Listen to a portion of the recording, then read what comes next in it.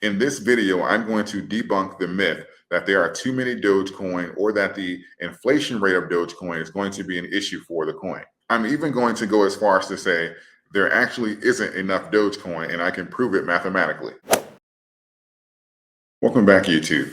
So in today's video, I'm going to cover a few topics. I'm going to explain why we don't have enough Dogecoin, why we need to transfer our Dogecoin off of exchanges into our private wallets, and also why the supply of Dogecoin, that 135 billion tokens, is actually not an issue. I'm going to take a look here at these facts here. This was updated late last year, so these numbers are probably a little skewed right now, but they're still relatively close because we have increased our wallet count from about 4 million active wallets to about 4.1 million. But overall, the vast majority of the Dogecoin that is being held on exchanges. And that is a huge problem for the community and for us going forward. And that actually has to change if Dogecoin is to reach its full potential. 82% of Dogecoin being held on wallets is a little over 100 billion Dogecoin that is being held within institutional grasp. And the issue for that is, if you're following my videos, you know about shorting, and you know that institutions loan out your coins to make extra money to pretty much short the position. And we also know that when you short, that's an immediate sell into the market, and you're hoping to drive the price down so that you can collect the spread. And the issue with that is if we are to realize Dogecoin's true potential, we're pretty much as a community giving them the ammunition to suppress the price of Dogecoin. And that is very counterintuitive to our overall goal. This here is the Dogecoin short chart.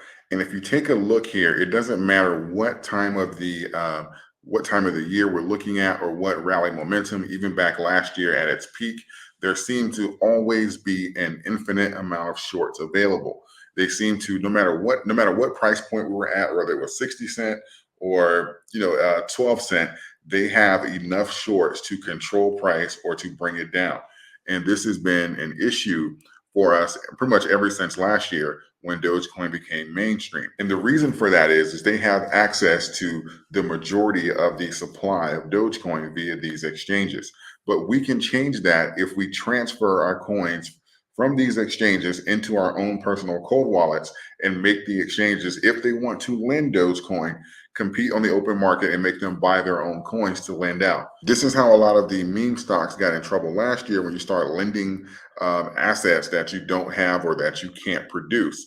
And the reason that they feel so comfortable at these levels and continuously lending these positions is because they technically they have control over the majority of the supply of the coin.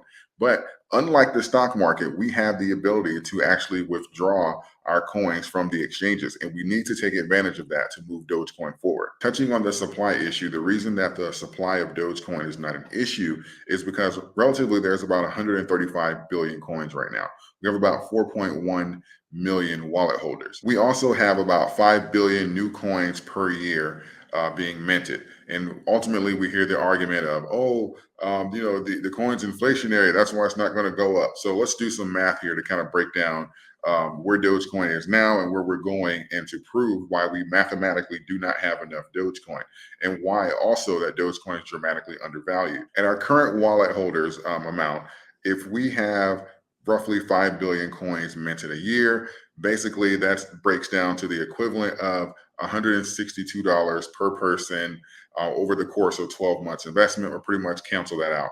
We know obviously some people do more, some people do less, and some people are just holding, but 162 bucks and for a coin that is gaining utility and whose goal is to become the internet currency is not going to be an issue. And ultimately, if we're talking about 135 billion coins, we're looking at Dogecoin from where it is right now with 4.1 million holders. Now, we are able to pretty much combat these shorts, the manipulation that's going on in the market, slander by the hedge funds, media outlets, when they're more than likely the culprits behind a lot of this shorting that's going on. And Dogecoin is still able to correct and maintain itself within historical ranges for crypto corrections. Now, imagine Dogecoin at 10 million holders, at 20 million holders. This is the reason why we simply do not have enough Dogecoin. Looking at the current number of Dogecoin holders, if we do some math here, roughly around the 135 billion coins that exist, at 10 million holders, that would be roughly around $1,600 in Dogecoin that everyone can have on average before there will literally be zero Dogecoin left. That's without any whales, without any institutions. We're talking $1,600 max, and there's zero Dogecoin available after that. So if we're gaining mass utility, if we have, like today alone, we've seen that Jeff Bezos is following Billy on Twitter. We see that it's gaining the attention. It's a high probability that it's going to be used on Twitter. When Elon takes control, it's gaining the utility that we need.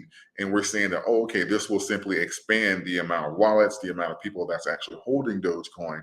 This is going to become a real issue for shorts in this position who depend on having access to a lot of these coins. And you really have to ask yourself, if the community removes its coins from the exchanges and they held them privately, and we didn't have to deal with shorts, and we had the massive utility as far as we're on Twitter or something like an Amazon, do you think Dogecoin is worth 12 or 13 cents? Do you think Dogecoin is going to be anywhere in the realm of the current price that it's in? And the answer to that mathematically would be no. If we're talking about Dogecoin expanding and Dogecoin growing, or simply the crypto market, again, we peaked at $3.3 trillion. The crypto market is going to keep growing. It's going to keep expanding. A lot of these cryptos that we see here popping up, they're not going to exist 10 years from now, 5 years from now. These coins that have withstood the test of time are going to receive the heaviest amount of allocations on these next cycles, and they're going to rise to the top. So that whole argument of Dogecoin is too inflationary, blah, blah, blah, that only makes sense if you're looking at it from a scarcity value perspective, like a Bitcoin or something like that. But for Dogecoin doing what it was purposed to do, which is to have utility or be used for tips, on the internet, and with the amount of attention and the amount of the capability that it has to expand to the masses, there actually isn't enough Dogecoin for it to stay at its current prices.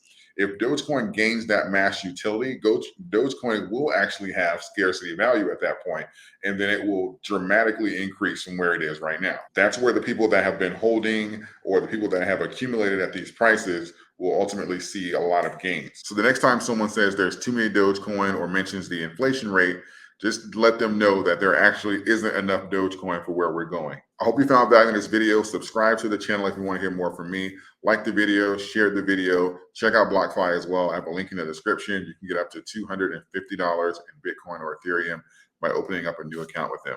I appreciate all of you. Thank you. And until next time.